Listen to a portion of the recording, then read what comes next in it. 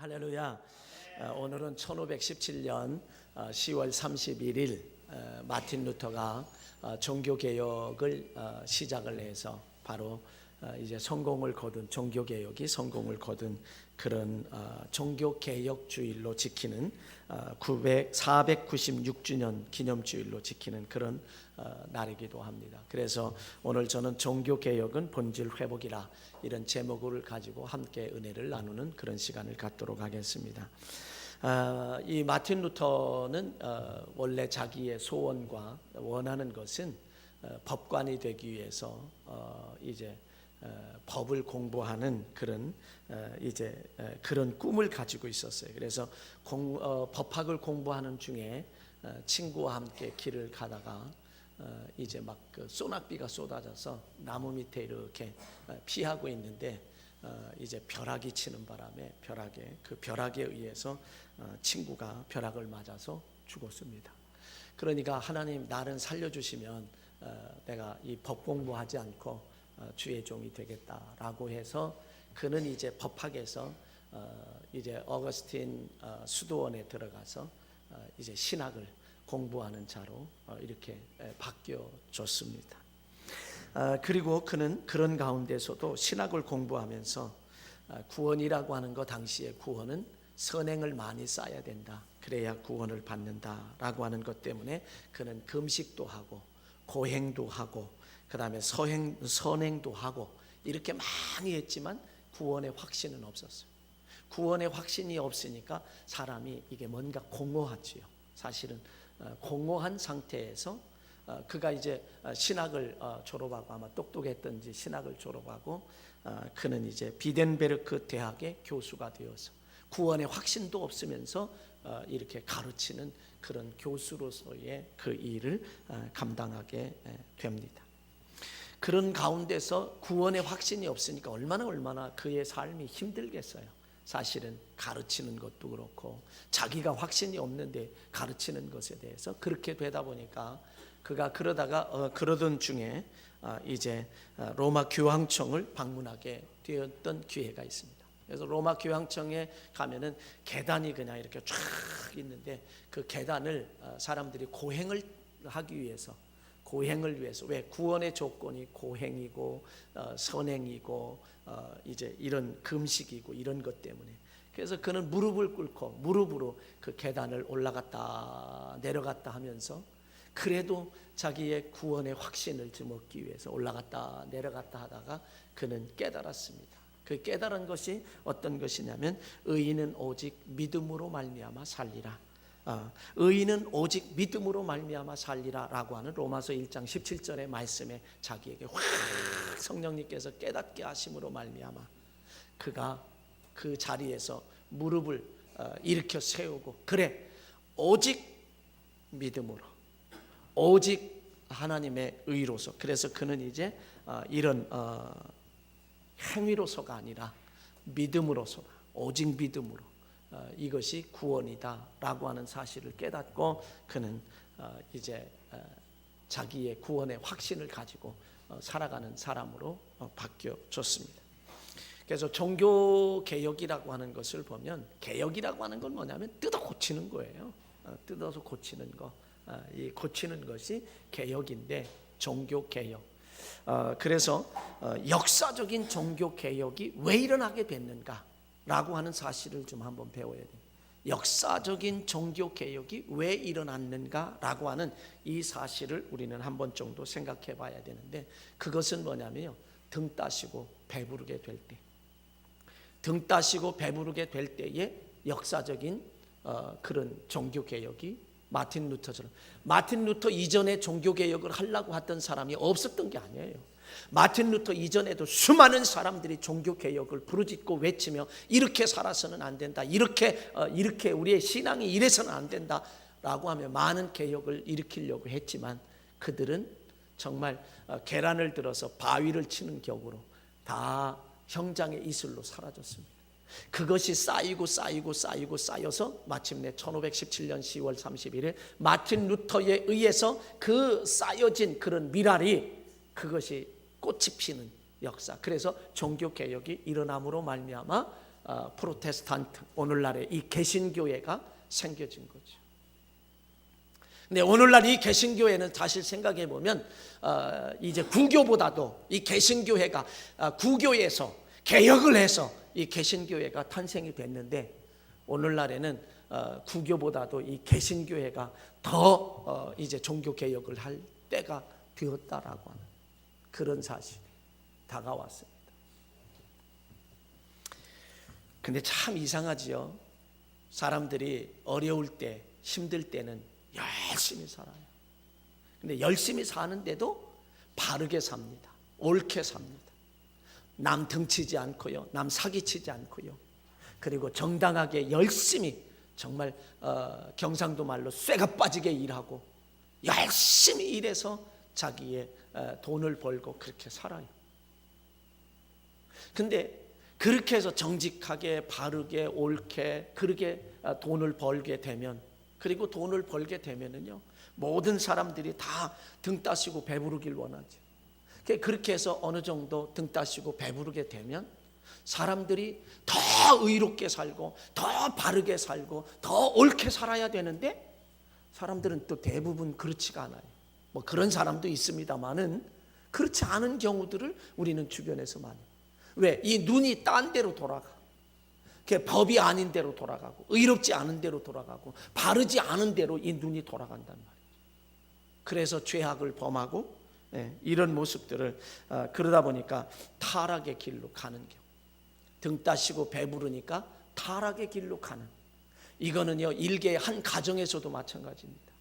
일개 가정에서도 부부가 서로 열심히 그저 살려고 아등바등하면서 먹을 것 먹지 않고 입을 것 입지 않고, 그리고 모으고 나중에 부자가 됐어요. 넉넉한 삶을 살게 됐어요. 그런데 가정에서 때로는 어려움을 겪는 경우들이 많이 있다는 거예요. 왜 사람들이 이렇게 힘들고 어려울 때에는 열심히 의롭게 살았는데 그렇지 않을 때는 왜 다른 길로 가느냐? 종교개혁도요, 왜 역사적인 종교개혁이 왜 일어났느냐 하면은 등 따시고 배불러서 일어났어요. 부패했습니다. 썩었습니다. 타락했습니다. 범죄했습니다. 왜 그랬을까요? 한마디로 등 따시고 배불러서 그래요. 여러분, 당시의 로마 교황청은요, 다 교황은 대단했습니다. 어떻게 대단했냐면요, 절대적인 권력을 가지고 있었어요. 그 주변의 유럽의 전역에 황제를 임명하는 그런 절대적인 권력을 가지고 있었어요. 누가요? 교황이. 그러니까 그 권세 권력 대단했지요. 그 권세 권력 대단했습니다. 하늘을 찌르는 그런 권력이었습니다. 그러다 보니까 이게 뭐냐면 잘 될 때, 번성할 때, 여러분 창세기 6장에 가보아도요, 하나님의 아들들이 사람의 딸들을 좋아함으로 아내를 삼았다. 그러므로 이제 범죄가 시작. 그 앞에 보면 뭐라 그러냐면 번성할 때에, 번성한다라고 하는 말씀이 나와요. 그러니까 번성할 때에 인류도 최초의 범죄를 저질렀다. 하나님이 원하지 않는 그런 삶을 살아가게 됐다는 거죠. 그러니까 이 구교가 당시에 대단한 권력을 가지고 있으니까 그때서부터 타락하기 시작한 거예요. 부패하기 시작해서 썩기 시작했어요. 그리고 성직 매매, 돈 주고 성직을 사는 거예요. 돈 주고 성직을 사는 거예요. 참 이런 얘기하기는 좀 그렇습니다만은 감리교회가 지금 이 어려운 것이 감독회장이 뭐 이게 지금 4년이 지나서 새롭게 감독회장을 뽑았는데 그것도 또 지금 이제 직무정지 되어서 이런 상태. 혼란의 혼란입니다. 혼란의 혼란. 그게 왜 그럴까? 좀 제가 뭐 정확하게 저희가 확인한 바는 아니지만 들은 얘기에 의하면 다른 데는 1년씩이에요. 총회장이 1년씩이에요. 근데 감리교회는 4년입니다. 4년이 되다 보니까 이 4년의 감독회장이 되면 대통령도 단독으로 만난대요. 단독으로. 이 파워가 이렇게 생긴 거예요. 그런데다가 제가 확인을 못했는데 1년에 얼마를 결제하느냐 하면 600억을 결제를 한대요. 감독회장 600억을 결제하고 그 다음에 각 학교의 이사, 재단의 이사로 들어가잖아요. 그럼 거기에서 돈이 많이 들어오는데 결국 제가 이런 것을 확인한 바는 아니지만 결국 이런 이야기를 정말 나같이 가장 밑에서 있는 나도 이 얘기를 들을 때에 그거에 매력을 느낀다. 매력을 느끼기 때문에 큰 도전하고 계속한다. 그러니까 그런 것을 갖게 되니까 결국 이것도 하나의 성직 매매다라고. 감리사가 끝나면 그냥 목사예요. 그런데 지금 감독을 지내신 분들은 그래도 계속 법적으로 우리 교리 장정의 법으로도 감독이라고 부르자 그래가지고 그것도 집어넣었어요. 이것 그냥 목사라고 하면 안 되나요? 그냥 또 감독님이라고 해줘. 이런 상태가 되어버리고 말았다라고 하는 거예요. 그 다음에 수도승의 타락에 각 수도원들이 있었잖아요. 그때 타락에. 그 다음에 오늘날에도 보면 마찬가지입니다만 예전에도 이때도 마찬가지. 성직자의 사치와 불륜, 특히 성적 타락, 이거 사회적인 지탄. 오늘날에도요. 매스컴에 이렇게 막 나오는. 물론 그 중에는 가짜 목사도 있습니다. 여러분 기억하셔야 돼요. 가짜 목사도 있는 것만은 틀림이 없어요. 그런데 가짜만 있는 게 아니에요. 진짜도 있습니다. 그런데 그 중에 성적 타락을 통해서 무리를 일으키 이런 것들이 바로 이런 타락이 와죠. 그다음에 물질 만능주의, 평안과 안일. 다윗을 보세요. 전쟁터에 직접 나가서 막 전쟁 진두 지휘하고 앞장서서 싸울 때 다윗이 범죄했다고 얘기 없어요. 다른 사람들을 다 내보내고 자기는 왕궁에서 편안히 쉬어도 될 만한 그런 평안이 있고 안일이 있을 때에 그는 간음죄를 범하고 살인 교사죄를 범하는 타락의 일로로 갔어요. 그 다음에 면죄부 판매, 연옥설입니다. 면죄부 판매라고 하는 건 한마디로 말하면 천국 티켓이에요. 연옥이라고 하는 것은 천국과 지옥의 사이에 연옥이 있다. 사람은 죽으면 연옥으로 간다. 그래서 부모님이 돌아가셔서 연옥에 가 있는데 자식이 부모님을 위해서 헌금을 하면 이 부모님이 이제는 천국으로 간다. 지옥으로 떨어지는 게 아니라 천국으로 간다. 이렇게 해서 왜 면죄부를 판매했는지 아세요? 베드로 대성당을 건축하기 위해서 그 면죄부를 팔았어요. 이걸 사면 천국 가는 거고 그렇게 해서 얼마씩 해서 팔게 돼요. 그러니까 결국에는 잘 될 때 번성할 때에 타락의 일로를 걸어요. 이거는 종교뿐만 아니라 우리 개인도 마찬가지다. 그러니까 언제나 여러분 요한 웨슬레 목사님이요. 자, 제일 처음에 사례를 받은 게 100만 원이다. 그러면 평생 100만 원 가지고 살았어요. 거기에 맞춰서 살았어요. 나중에는 뭐 1000만 원도 줄 수 있는 그런 상황이 됐다라고 해도 그는 그 1000만 원을 받았다 할지라도 나머지는 다 이제 구제하는 일에 뭐 하는 일에 다 쓰고 그것 가지고 계속해서 그런 삶을 살았어요. 그럴 때 요한 웨슬레 목사님은 그 위대한 사역을 이루어 갈 수 있었다라고 합니다. 그래서 역사적인 종교 개혁은 뭐냐면 등 따시고 배부르게 될 때, 이건 개인도 마찬가지예요. 등 따시고 배부르게 되면 엉뚱한 생각하고 죄된 생활을 하고, 꼭 부자가 되는 것만이 축복이라고 생각할 수는 없습니다. 그런 면에서 부자가 되는 것만이 축복이라고 생각할 수가 없다는 거죠. 왜? 여러분 건강한 것이 축복이잖아요.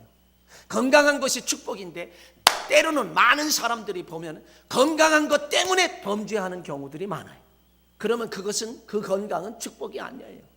오히려 연약함 가운데서 하나님의 능력이 머물고 하나님과 함께하는 그런 삶을 산다고 하면 그 연약한 것이 곧 그에게는 축복이다 그런데, 축복의 기준이라고 하는 것은 어떤 면에서, 자, 부자 돼서 더 하나님의 뜻 가운데, 빌 게이츠와 같이, 그리고 오프라 윈프리와 같이 아프리카에 학교를 세우고 기숙사를 세우고 모든 것 다 대줘가면서 아프리카의 그 여성들을 향하여 학교에서 최고의 공부를 시키고 그 인테리어를 양성해내는 그런 삶을 사는 사람들도 없잖아 있지만, 그렇지 않고 흥청망청 쓰며 죄 짓는 데 돈 쓰고 그렇다고 하면 그것은 축복이 아니다라고 하는 거예요.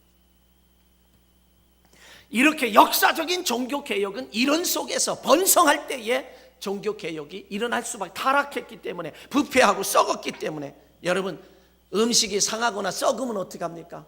가차없이 쓰레기통에 들어가고 내뿜는 거예요. 가차없이 내뿜는.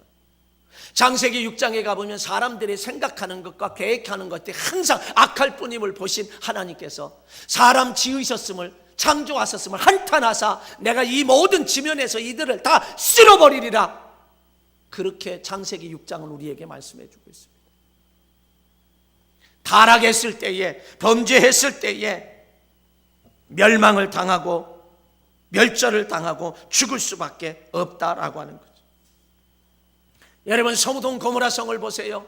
죄악으로 그냥 다 죄악이 도배되어 있을 때에 소돔 고모라 성은 어느 날 하루아침에 사라졌습니다. 그때 당시에 소돔 고모라 성은 정말 어떤 면에서 보면 남색하는 자들까지도 이렇게 타락하는, 요즘으로 얘기하면 동성연애, 그런 것까지도. 니느웨 성을 보세요. 멸망을 한다고 요나가 외치지요. 왜? 죄악이 가득하니까 하나님께서 요나를 통해서 외칩니다. 40일이 지나면 성이 멸망하리라. 죄악, 부패가 있을 때는 반드시 하나님의 징계가 있다라고 하는 거예요. 타락이 있을 때는 반드시. 근데 그 타락과 범죄함이 어디에서부터 나타나느냐? 바로 번성할 때라고 하는 이 사실. 그래서 역사적인 그런 종교개혁은 이런 계기에서 일어나게 됐다라고 하는 거예요. 다 썩었다 그런 얘기죠. 그래서 종교개혁을 마틴 루터를 통해서 이루었다. 그러면요, 성서적인 종교개혁, 성경에도 종교개혁이 나타납니다. 성경에도 종교개혁이 나타났는데 두 사람, 요시야 왕 때의 종교개혁이 나타났고, 그 다음에 히스기야 왕이 종교개혁을 해요. 그게 뭐냐면요, 히스기야 왕은 열왕기하 18장 1절로 8절에 있는 말씀에 가보면 거기에 히스기야 왕의 종교개혁이 나타나요. 근데 당시에도 많은, 무엇 때문에 종교개혁이 일어나냐? 우상이, 여러분 당시에 성전에도요, 얼마나 타락했으면 성전에도 아세라 목상, 그 다음에 바알신과 아세라 목상, 이거는 번성, 잘 되는 것, 농사가 잘 되고 그 다음에 자녀가 번성하는 그런 신의 대표적인 거예요. 바알신과 아세라 목상은 이거 이방신이죠. 그런 것들이 그냥 막 얼마나 성전에 놓여 있다. 여러분 한번 여기에 지금 불상이 큰 게 놓여 있다고 생각을 해보세요. 그렇게 타락을 했어요. 히스기야 왕의 시대에도 그렇게 타락을 했다, 그런 얘기죠. 그러니까 근데 히스기야 왕은 여호와 보시기에 정직하게 행했고, 여호와의 산당을 제거하여 주상을 깨뜨리고 아세라 목상을 찍으며 모세가 만들었던 놋뱀, 그들은 아직도 놋뱀이 무슨 능력이 있는 것처럼 말이죠. 여러분 무슨 얘기인지 아시죠? 이스라엘 백성들이 광야 생활할 때 불평하고 원망할 때 불뱀들이 물어가지고 막 퉁퉁 붓고 사람이 죽어나는데, 모세가 하나님 앞에 기도하니까 장대 위에다가 구리뱀을 매달아서 달아라, 그리고 쳐다보는 자는 나으리라. 그런데 구리뱀이 뭐 저까지 거 구리뱀으로 만드는데 뭐 쳐다본다고 낫겠어? 그리고 안 쳐다본 사람들은 죽었어요. 그러나 쳐다본 사람은 다 치료됐어요. 그러니까 그게 무슨 신통력이 있는 줄 알고 거기에 말씀에 순종할 때의 역사가 일어난 거지, 어떻게 그 구리뱀 자체가 능력이 있어서, 근데 사람은 어리석게 그걸 섬기고 있다는 거예요. 놋뱀을 섬기고 있다는 거예요. 구리뱀을 섬기고 있다는 거예요. 그런 거 히스기야 왕이 그런 모든 우상 이런 걸 다 찍어버리고 깨트려버리고 그리고 다 부숴버렸다, 그런 얘기죠. 그래서 열왕기하 18장에 가보면 이제 그의 그러니까 히스기야 왕 전후에 유다 여러 왕 중에 그러한 자가 없었다라고 말하고요. 그래서 18장 7절에 가보니까 여호와께서 그와 함께 계심에 그가 어디로 가든지 형통하였더라. 히스기야 왕이 형통하였다. 이게 바로 성경에서 나타나는 종교 개혁입니다. 그래서 히스기야 왕이 다 우상들을 다 내버리고 불살르고 깨트려버리고 찍어버리고 불살라버리고 가루로 만들어서 내버리고 다 그렇게 했어요. 이것이 바로 이제 종교개혁, 성경에 나타나는 종교개혁입니다. 그래서 하나님이 그 종교개혁을 했을 때에 하나님이 함께 하셨다는 거예요. 그래서 형통했다는 거죠. 그럼 오늘을 사는 우리들 개인도 마찬가지예요. 개인의 종교개혁도 일어나야 된다는 거예요. 뜨뜻머지근했던 신앙생활이 개혁을 일으켜서 뜨거운 신앙, 열정의 신앙으로 바뀌어질 때에 하나님께서 기뻐하시고 그리고 형통함의 역사로 인도하신다라고 하는 거예요. 근데 또 요시야 왕의 종교개혁이 열왕기하 22장, 23장을 여러분이 집에 가셔서 쭉 읽어보세요. 지금 뭐 다 설명을 드릴 수 없지만은 그는 정직하게 행했다. 그때에도 요시야 왕 때에도 뭐 이 종교적인 우상의 타락이 대단했던 그런 상황. 그런데 요시야 왕이 뭐라 그랬느냐? 얼마나 성전이 방치되었으면 막 성전이 부서지고 막 이게 성전이 아니에요. 꼴이 아니에요. 그러니까 요시야 왕이 있다가 성전을 수리해라. 요즘으로 얘기하면 리모델링 해라 이런 얘기죠. 근데 성전을 리모델링 하다가 보니까요, 거기에서 뭘 발견했느냐? 하나님의 말씀인 이 성경을 발견했어요. 그래서 그거를 사반을 통해서 그거를 읽도록 합니다. 수리하다가 서기관 사반을 통해서 율법책을 읽게 돼요. 율법책이라고 하는 건 창세기, 출애굽기, 레위기, 민수기, 신명기 5권의 율법책. 이것이 발견. 오늘날처럼 우리처럼 이렇게 성경이 된 게 아니라 그때는 두루마리 성경이에요. 그래서 이 오른쪽 왼쪽에서 둥그렇게 돼서 이렇게 말아요. 그러니까 성경이 얼마나 이 성경 66권 다 하면 대단하죠 이게. 그러니까 어느 거 하나씩 뽑아다가 이렇게 오른쪽으로 돌리던 뭐 이렇게 돌리면서 그걸 쭉 읽는 거예요. 그러니까 율법서가 발견이 되어서 그것을 대제사장 힐기야가 먼저 그것을 읽습니다. 그리고서 왕에게 그 이야기를 할 때 왕이 왕이 서기관 사반을 통해서 힐기야 대제사장이 왕 앞에서 그것을 읽게 해요. 그러니까 그 말씀을 읽는데 그동안 얼마나 무지했어요. 얼마나 하나님을 가까이 하지 않고 그랬으면. 그러다가 이 왕이 요시야 왕이 그 말씀을 읽는 것을 듣다가 정말 회개하는 막 옷을 찢었어요. 회개했다는 얘기죠. 한마디로 얘기하면 회개를 했습니다. 그러면서 막 나중에는 백성들을 다 모았어요. 백성들을 다 모아서 그 말씀을 듣게 합니다. 말씀을 읽게 하고 막 그 말씀을 이제 듣게 하고 백성들의 다 언약책들을 다 모아서 듣게 하고요. 그래서 그 백성들이 언약을 따르기로 다짐을 하죠. 그래서 이게 바로 요시야 왕의 종교 개혁인데 그것만이 아니라 그도 바할 아세라 목상 하늘의 1월 성신을 위하여 만든 모든 그릇들 여호와 성전에서 다 내다가 예루살렘 밖에 기도론 밭에다가 불사르고 그것을 이제 재로 베델에 가져갔다. 그리고 남창의 집들도 있었는데 그거를 다 헐어버렸다는 거죠.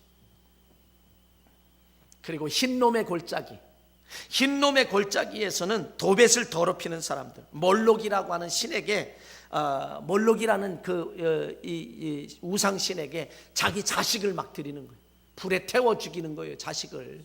이런 것들도 당시에 만연했는데 그것까지도 전혀 못하게 자녀들을 그 길로 지나가지 못하게 하고 또 유다 왕 여러 왕들이 태양을 위하여 드린 그런 것들을 다 제거하고요. 여러분 솔로몬 왕이요, 굉장히 여러분 생각할 때 지혜로운 왕이었고 축복받은 왕이었으면 틀림이 없지만 그가요 우상 아주 그 성공적인 왕은 아니에요. 솔로몬 왕 때에 시돈 사람의 가증한 그르한 아스다로 모압 사람의 가증한 가증한 그모스, 암몬 사람의 가증한 밀곰, 이런 것들을 다 세워놨던 것들을, 석상들을 깨트리고 아세라 목상을 찍고 그냥 그래서 사람들이 해골로 다 채워놨다. 그런 다음에 요시야 왕이 뭐 했느냐? 유월절을 지켰습니다. 유월절을 지켰다는 얘기가 무슨 얘기냐면요, 하나님의 은혜를 다시금 확인하고 은혜를 감사하는 그런, 유월절 아시죠? 마지막 재앙 가운데 문인방 문설주에 보혈을 이제 양의 피를 발랐을 때 재앙이 타 넘어갔다. 그 은혜를 기억하면서 다시금 믿음을 회복하는 그러면서 그는 요시야와 같이 이렇게 마음을 다하며 뜻을 다하며 힘을 다하여 모세 율법을, 모든 율법을 따라 여호와께로 돌이킨 왕은 요시야 전에도 없었고 후에도 그와 같은 자가 없었다라고. 그래서 성경에도 종교개혁이 일어났는데 이것이 다 타락의 원인, 부패하고 타락했을 때 종교개혁이 일어났다라고. 자, 그러면 우리는 역사적인 종교개혁에 대해서 살펴봤습니다. 그 다음에 성경에서 나타나는 종교개혁을 살펴봤습니다. 그러면 오늘의 종교개혁은 교회개혁이어야 되고, 그리고 나의 개혁이 되어야 된다. 종교개혁이라고 하는 말보다는 교회개혁이라고 하는 말이 더 맞아요. 그래서 그건 어디로 이어져야 되느냐? 나의 개혁까지, 나의 신앙의 개혁까지 이루어져야 한다라고 합니다. 그러니까 우리가 종교 개혁하면은 나와 아무 상관이 없는 것처럼 생각해요. 교회 개혁해도 나와는 상관없는 것처럼 우리는 그렇게 생각을 합니다. 그래서 오늘의 종교 개혁은 교회 개혁이고 나의 개혁이 돼야 된다. 그럴 때에 비로소 나 자신의 신앙도 점검해 볼 수 있는 거예요. 여러분, 교회라고 하는 게 뭐예요? 교회라고 하는 것은 건물입니까? 교회는 건물이 아닙니다. 건물은 예배당입니다. 교회는 바로 예수님을 나의 주, 나의 구세주로 고백하는 사람들의 모인 무리가, 그 중에 나 한 사람, 모인 무리가 바로 교회라는 거예요. 그래서 교회 개혁이라고 하는 것은 나의 개혁이라고 하는 말도 포함이 되어 있다. 종교 개혁하면 멀찌감치 있는 것처럼 그렇게 생각이 된다. 그래서 오늘은 정말 어떤 면에서는 나의 개혁이 돼야 돼. 나의 종교 개혁이 돼야 돼. 나의 개혁이 돼. 신앙 개혁이 돼야 돼. 마가복음 9장 14절로 29절에 가보면 귀신 들린 아들을 데리고는 그저 귀신 들려서 물에도 쓰러지고 불에도 쓰러지고 넘어지고 때로는 늘 쫓아다니며 돌보지 않으면 금방 죽을 수밖에 없는 그런 아들을 둔 아버지가 예수님을 찾아와서 예수님께 고쳐주기를 원했지만 예수님은 안 계시고 제자들이 있어서 제자들에게 말했지만 제자들은 열심히 노력해봤지만 그 귀신을 쫓아낼 수가 없었습니다. 그러니까 막 변론이 벌어지는 거예요. 변론이 벌어지고 있는데 망신을 당하고 있는데 예수님이 당도합니다. 당도하니까 너희들 무엇 때문에 이렇게 변론하느냐? 그렇게 묻게 되니까 이 아버지가 있다가 하는 말이 여차저차 해서 이렇게 데리고 왔는데 못 고치더이다. 그러니까 내가 언제까지 너희와 함께 있겠냐? 그러면서 하는 말이 믿음이 연약한 자에 대한 이야기를 하시면서, 그러니까 나중에 이 아버지가 뭐라 그러죠? 할 수 있거든 내 아들을 고쳐 주옵소서. 그러니까 예수님이 하시는 말, 할 수 있거든이 무슨 말이냐 말이야. 믿는 자에게 능치 못할 일이 없다 라고 그렇게 예수님의 대답을 하자 이 아버지가 곧바로 말하는 것이 내가 믿나이다. 나의 믿음 없는 것을 도와주소서. 그 얘기는 뭐냐면 나도 믿고 싶습니다. 그러나 내가 믿어지지가 않습니다. 이것까지도 도와주시옵소서. 자기의 솔직하게 자기의 신앙의 모습을 내어놓고, 어떤 면에서 보면 저는 이게 바로 자기 자신의 종교개혁이라고 생각해요. 믿음이 없으면서도 있는 척하는 것이 아니라 믿음이 없으면 없는 대로 하나님 앞에 내 있는 모습 그대로 나오는 거예요. 내 모습 이대로 주 앞에 나오고 나 주의 도움 받고자 내가 주 앞에 이대로 나오는. 내 모습 이대로 주 받아주소서. 날 위해 돌아가신 주 날 받아주소서. 그렇게 내어놓을 때에 예수님께서 그 귀신을 꾸짖음에 귀신이 나가서 아이가 멀쩡하게 됐다. 제자들이 망신을 당하고 있다가 들어와서 조용히 예수님께 물었어요. 우리는 이런 일을 왜 못했습니까? 기도 외에는 이런 유가 나갈 수 없었느니라. 기도 외에는 기도 외에 다른 곳으로 이런 종류가 나갈 수 없느니라. 그렇게 대답하셨어요. 여러분, 개혁이라고 하는 것은 새롭게 뜯어 고치는 것을 한마디로 말하면 새롭게 뜯어 고치는 거예요. 근데 여러분, 제도를 뜯어 고친다고 해서 개혁이 됩니까? 헌법을 바꾼다고 해서 개혁이 됩니까? 교회 법을, 교리 장정을 바꾼다고 해서 개혁이 됩니까? 아니에요. 각각 사람의 마음의 개혁이 일어나야, 각각 사람의 나 자신의 마음의 개혁이 일어나야만 진짜 개혁이에요. 법을 뜯어 고친다고 해서 되는 게 아니에요. 사람은 그 모양 여러분이 법을 뜯어 고치면 얼마나 교묘하게 또 빠져나간, 얼마나 빠져나갈 길이 많은지. 법을 뜯어 고친다고 해서 그게 되는 것이 아니다라고. 사람 자신이, 각각의 사람 자신이 개혁이 돼야 되고 변화를 이루어야 한다라고 하는 것. 그래서 오늘 우리는 오늘의 종교 개혁은 교회 개혁이요. 교회 개혁은 나의 개혁으로 승화시켜야만 이 종교 개혁의 의미가 있고 이것이 우리에게 곧 축복이 되어진다라고 하는 사실입니다. 그래서 종교 개혁은 나의 개혁으로 삼자라고 하는 것은 껍데기의 개혁이 아니라 본질을 회복하는 거예요. 이 개혁은 본질을 회복하는 거예요. 여러분, 우리는 변해야 삽니다. 개혁이라고 하는 것은 변하는 거예요. 네, 변하는 거예요. 변해야 산다 이거예요. 그래야 살게 돼요. 마틴 루터가 종교 개혁을 하면서 오직 믿음으로, 오직 말씀으로, 오직 은혜로 이렇게 얘기했어요. 주제가 그거예요. 오직 믿음으로, 오직 말씀으로, 오직 은혜로. 세 가지예요. 다시 말하면 예수님을 지향하는 초대교회로 돌아가자는 거예요. 오늘 본문이 바로 그런 의미예요.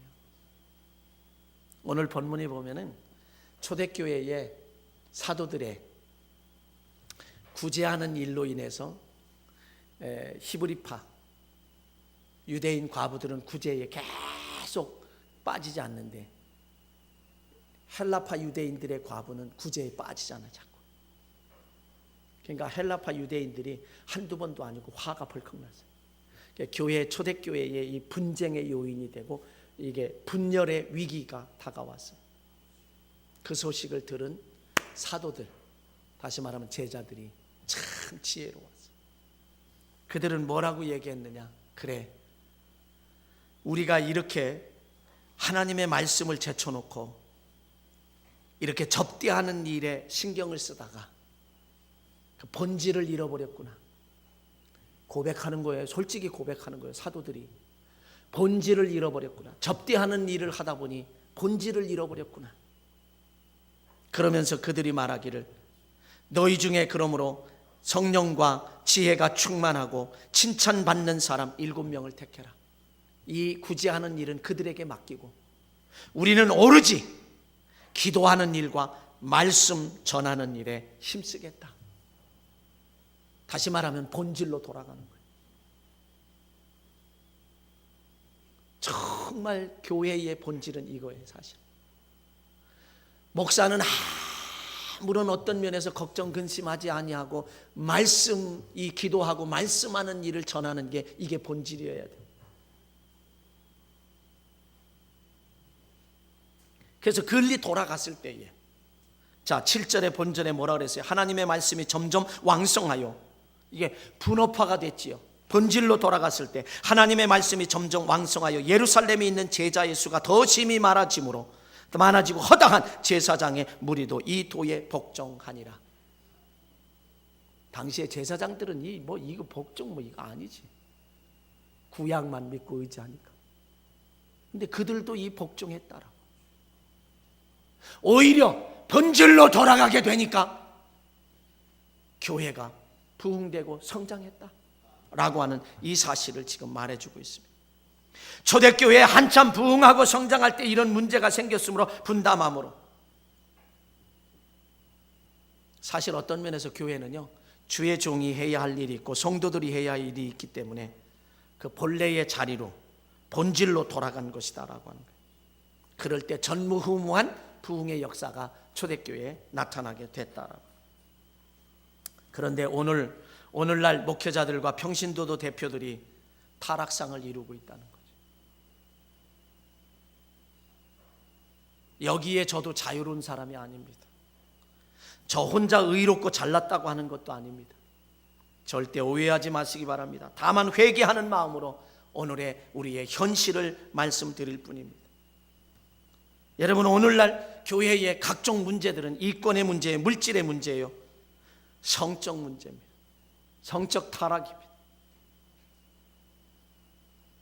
그리고 사기, 다툼, 분쟁, 심지어 법정 고소, 고발 사건 난무합니다. 어마어마합니다. 상상할 수 없는 일들이 이 사회에 노출되므로 예전 선조들이 목숨을 버려가면서부터 지켰던 이 우리나라의 사회에 좋은 영향력을 끼쳤던 그런 이미지, 기독교의 이미지, 지금은 별로 이 사회에서 백성들이 그런 것을 인정하지 못하고 있고, 예전에 우리나라의 독립운동을 하고 그 전서부터 지켜나왔던 이런 것들이 회복되기를 이 사회 사람들이, 오히려 또 그걸 역사적으로 아는 사람들은 그거를 원하고 교회가 글리 돌아가야 하는데 하면서 자기는 여전히 예수도 안 믿으면서도 그렇게 돌아가기를 바라고 소망하고 있는 지식인들도 많이 있습니다. 그래서 이 지탄의 대상이 되고 있는 오늘의 시대, 그 지탄의 대상이 되고 있는 그 오늘의 시대에서 그 속에 나 한 사람도 포함이 되어 있다고 하는 거예요. 나 한 사람도 포함이 되어 있다. 그리고 평신도 지도자들은 자기들이 해야 할 자리, 있어야 할 자리에 있지 못해. 목회자들도 마찬가지입니다. 목회자들도 지금 이런 자기 자리에 있지 못하고 본래의 자리를 찾지 못했기 때문에 각종 문제가 일어나고 있지만, 또 그 반면에 평신도 지도자들의 자기 자리에 있어야 되는데 자기 자리에 있지 못해요.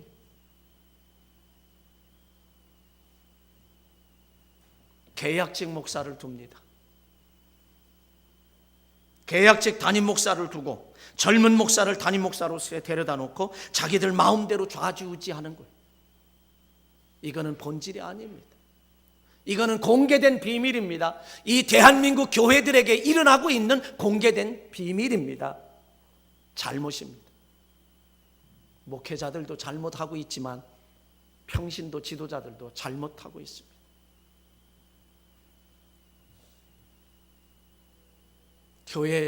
교회의 돈이라는 것은 헌금입니다. 잘 써야 합니다. 목회자도 잘 써야 합니다. 교회에서도 잘 써야 합니다. 교회가 어느 정도 편안해지고 교회가 물질로 좀 넉넉해지면 성도들도 마음이 바뀝니다. 헌금 잘 안 하려고 합니다. 하나님 앞에 헌신하고 사는 것이 본질인데 헌금 잘 안 하려고 합니다. 어떻게 하든지 교회에서 다 지출해서 쓰려고 합니다. 그러면서 여행 가자 그리고 쓰고, 그것은 하나의 내가 축복받는 길이 아닙니다. 섬기면서 축복받는 거지. 그런 일들이 벌어지는 게 오늘날 우리 교회의 현상이에요.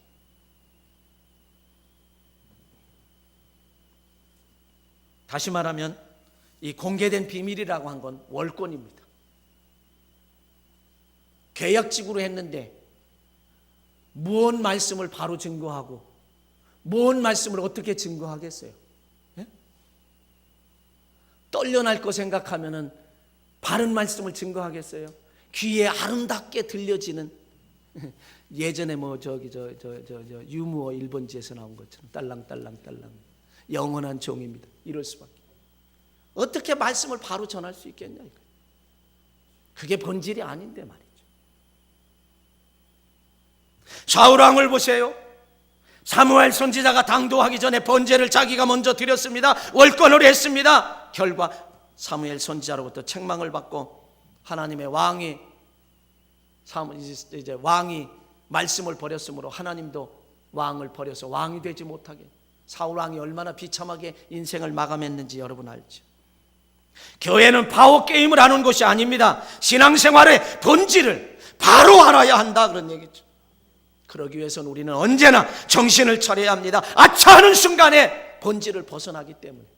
그러면 예수 그리스도를 믿는 그 목적이, 그 본질이 사라지면 우리는 축복받을 수가 없어요. 목사도 마찬가지요. 성도님들도 마찬가지. 목사도 정신 바짝 차려야 되고 성도들도 정신 바짝 차리고 우리는 신앙생활을 잘해야 한다는 얘기죠. 그러므로 항상 예배드리는 일에 말씀 중심의 삶에 생명을 걸어야 하고, 기도하는 일에 생명을 걸어야 하고, 그래서 능력받는 삶을 살고 전도하는 일에 생명을 걸어야 합니다. 이건 영적 운동이기 때문에 건강하다 이런 얘기. 사람이 건강하면 바른 생각을 갖고 옳은 생각을 갖게 되고요, 옳은 생각을 갖게 되면 옳은 말을 하게 되고요, 옳은 말을 하게 되면 옳은 행동을 하기 때문에 그래서 축복을 받는 거예요. 그래서 우리는 개혁이 필요한 거예요. 오늘의 종교개혁은 교회개혁이요 나의 개혁이 돼야 한다라고 하는 데는 그런 의미가 있다. 그러므로 우리는 변화되어야 하고 변해야 한다는 거죠. 세상은 달라지고 변화되는데 나는 조금도 변하지 않고 있다라고 하면, 교회는 전혀 달라질 줄 모른다고 하면 결국에는 우리는 망하는 길밖에 없습니다.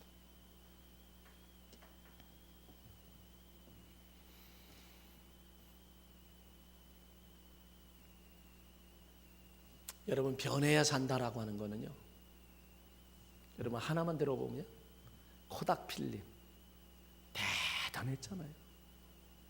이 사회의 변화, 디지털 카메라가 나오는 그 변화에 반응하지 못하고 정말 민감하지 못했을 때 망했습니다. 세상은 이렇게 변합니다. 변해야 사는데 변하지 않았습니다. 망했습니다.